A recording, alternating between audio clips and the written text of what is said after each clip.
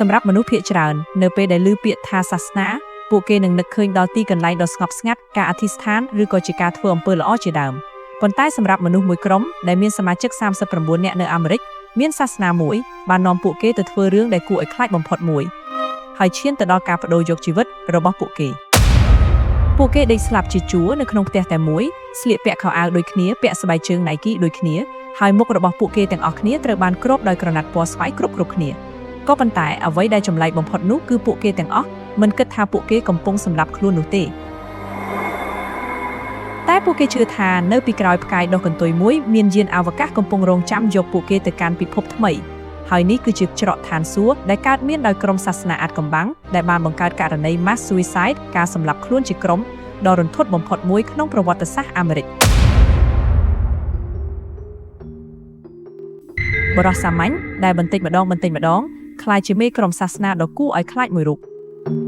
មុនពេល Masol Epelweiss ក្លាយជាមេក្រុមលទ្ធិសាសនាមួយរូបគាត់គ្រាន់តែជាគ្រូតន្ត្រីធម្មតាម្នាក់ប៉ុណ្ណោះគាត់កើតក្នុងគ្រួសារ Christian ដែលមានឪពុកជាគ្រូសាសនាម្នាក់ផងដែរហើយមនុស្សជុំវិញគាត់គិតថាគាត់ជាមនុស្សស្លូតបូតមានការអប់រំល្អនិងមានភាពវៃឆ្លាតខ្ពស់ប៉ុន្តែក្នុងជីវិតផ្ទាល់ខ្លួនគាត់មានបញ្ហាជាច្រើនគាត់មានវិបត្តិផ្លូវចិត្តមានបញ្ហាក្នុងអាជីពហើយមានការសង្ស័យច្រើនអំពីអត្តសញ្ញាណខ្លួនឯង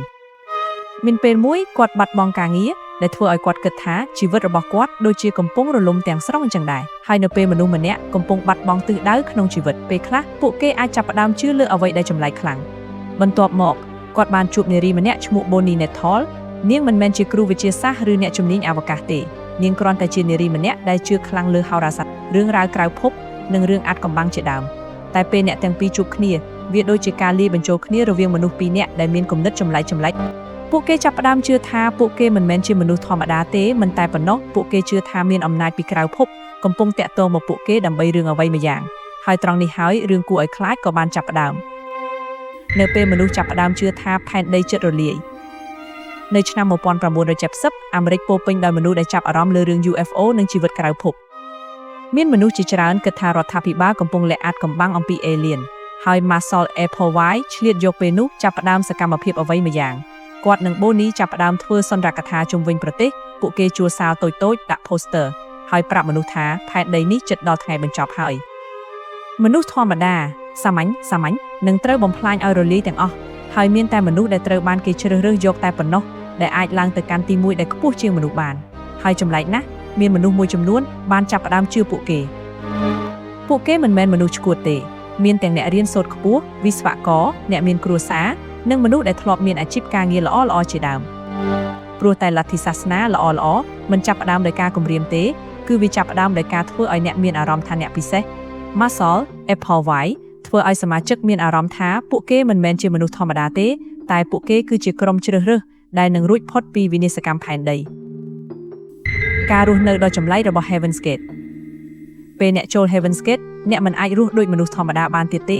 សមាជិកត្រូវកាត់ទំនាក់ទំនងជាមួយគ្រួសារគ្មានស្នេហាគ្មានការរួមភេទហើយមិនត្រូវចង់បានអ្វីដែលជាមនុស្សឡើយ Masol Epelweiss បង្រៀនថារាងកាយមនុស្សគ្រាន់តែជាសម្បកមួយតែប៉ុណ្ណោះប្រៀបបាននឹងឡានមួយដែលវិញ្ញាណកំពុងបើកបរគាត់និយាយថាមនុស្សពិតប្រាកដរបស់ពួកគេគឺជាសត្វអវកាសកម្រិតខ្ពស់ហើយបើពួកគេចង់ទៅកាន់ next level កម្រិតខ្ពស់នោះពួកគេត្រូវបោះបង់អារម្មណ៍ជាមនុស្សលោកទាំងអស់សមាជិករស់នៅជាក្រុមញ៉ាំអាហារដូចគ្នាស្លៀកពាក់ដូចគ្នានិងកាត់សក់យកម៉ូដដូចគ្នាពេលអ្នកមើលរូបថតពួកគេវាហាក់ដូចជាក្រុមមនុស្សយន្តដែលមិនមែនជាមនុស្សឡើយហើយមានរឿងមួយដែលមនុស្សជាច្រើនមិនដឹងមានសមាជិកប្រុសខ្លះសុកចិត្តវះកាត់ដកអង្គធាតុភេទខ្លួនឯងពលគឺប្រដាប់ភេទត្រូវហើយវាជាការពិតមែនព្រោះ Epelweiss បង្រៀនពួកគេថាចំណងផ្លូវភេទគឺជាមនុស្សទាប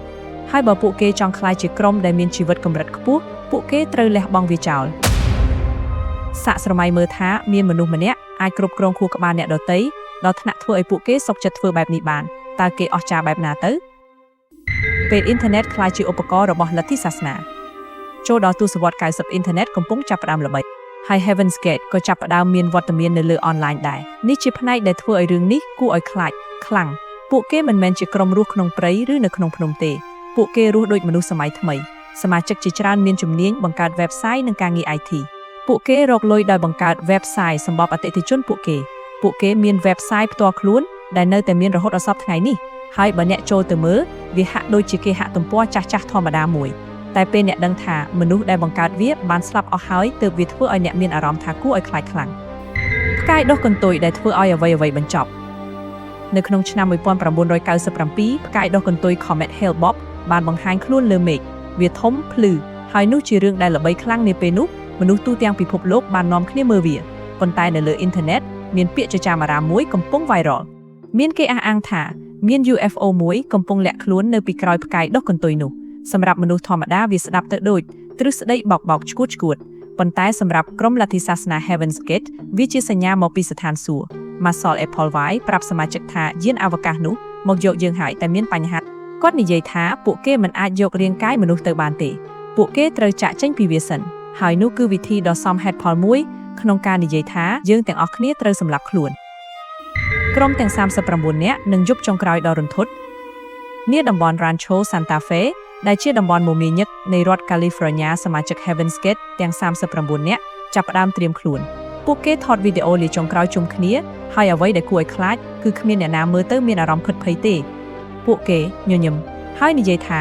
ពួកគេសប្បាយចិត្តពួកគេជឿថាពួកគេកំពុងឡើងទៅកាន់កម្រិតថ្មីនៃជីវិតស្ដាប់ទៅដូចក្នុងរឿងកុនមែនទេតែវាជារឿងពិតពួកគេស្លៀកខោអាវខ្មៅដូចគ្នាពាក់ស្បែកជើង Nike Decathlon ដូចគ្នាហើយមានលុយ$5និងកាក់3 quarter ក្នុងហោប៉ៅរបស់ពួកមនុស្សជាច្រើននៅតែមិនដឹងថាហេតុអ្វីបានជាពួកគេទុកលុយប៉ុណ្ណោះអ្នកខ្លះគិតថាវាជាសោហុយធ្វើដំណើរដោយដែលមនុស្សកំពុងធ្វើដំណើរជាទូទៅដែរបន្ទាប់មកពួកគេចាប់ផ្ដើមធ្វើអត្តឃាតជាក្រុមពួកគេផឹកល្បាយថ្នាំ phenobarbital និងស្រាបន្ទាប់មកដាក់ថង់ផ្លាស្ទិកលើក្បាលពួកគេអ្នកដែលស្លាប់មុនគេនឹងត្រូវអ្នកនៅរស់រៀបចំរាងកាយក្របក្រណាត់ពណ៌ស្វាយលើមុខហើយនឹងមានអ្នកទៅជាបន្តបន្ទាប់វាកើតឡើងជា3ជុំដែល3ក្រុមធ្វើបន្តបន្ទាប់មានន័យថាមនុស្សមួយក្រុមមើលមិត្តរបស់ខ្លួនស្លាប់ហើយនៅតែបន្តធ្វើវាតាមដំណាក់កាលបន្តបន្ទាប់គិតមើលតើការលាងខួរក្បាលខ្លាំងប៉ុណ្ណាទើបអាចធ្វើឲ្យមនុស្សធ្វើបែបនេះបានពេលប៉ូលីសចូលទៅដល់ក្នុងផ្ទះប៉ុន្មានថ្ងៃក្រោយមកប៉ូលីសចូលទៅក្នុងផ្ទះនោះដោយទទួលបានការខលប្រាប់ដោយជនអនាមិកម្នាក់អំពីការសម្លាប់ខ្លួនជុំគ្នារបស់ក្រុម Heaven Gate នេះ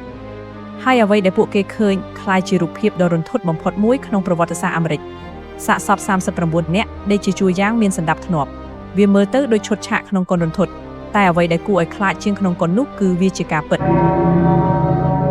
ព័ត៌មាននេះផ្ទុះពេញពិភពលោកមនុស្សមិនយល់ថាហេតុអ្វីបានជាមនុស្សឆ្លាតអាចជឿរឿងបែបនេះបានប៉ុន្តែអ្នកជំនាញនិយាយថាលទ្ធិសាសនាមិនត្រូវការមនុស្សឆ្កួតទេវាត្រូវការមនុស្សដែលកំពុងឯកោកំពុងស្វែងរកគោលបំណងឬចង់មានអារម្មណ៍ថាខ្លួនពិសេសលើសគេឯងរឿងដែលគួរឲ្យខ្លាចបំផុតក្រុមនេះមិនទាន់បាត់នោះទេនេះជាផ្នែកដែលគួរឲ្យខ្លាចបំផុតនៃរឿងនេះ website របស់ Heaven's Gate នៅតែអាចបើកមើលបានរហូតដល់សប្តាហ៍ថ្ងៃនេះត្រូវហើយអ្នកនៅតែអាចចូលមើលបានវានៅដូចដើមដដែលដូចពេលមុនពួកគេស្លាប់មានអត្ថបទមានវីដេអូនិងមានសារពី Masol Appleby ដូចជាវិញ្ញាណរបស់លទ្ធិសាសនានេះនៅតែរស់នៅលើអ៊ីនធឺណិតហើយអ្វីដែលគួរឲ្យខ្លាចជាងនេះនៅតែមានមនុស្សមួយចំនួនបន្តជឿលើវារឿង Heaven's Gate មិនមែនគ្រាន់តែជារឿង UFO ឬ Alien ទេវាជារឿងដែលមនុស្សម្នាក់អាចប្រើពាក្យសម្ដីធ្វើជាអំណាចនិងឥទ្ធិពលដើម្បីគ្រប់គ្រងខួរក្បាលក្រុមមនុស្សដទៃហើយពេលមនុស្សចាប់ផ្ដើមជឿថាមានតែមេក្រុមម្នាក់ប៉ុណ្ណោះដែលដឹងការពិតពួកគេអាចបោះបង់គ្រប់យ៉ាងដើម្បីដកតាមមេក្រុមនិងលទ្ធិសាសនាគេបោះបង់ចោលសូម្បីតែជីវិតខ្លួនឯងហើយរឿងដែលគួរឲ្យខ្លាចបំផុតនោះគឺមនុស្សទាំង39នាក់នោះមិនបានគិតថាពួកគេស្លាប់ទេពួកគេគិតថាពួកគេកំពុងឡើងទៅផ្ទះថ្មី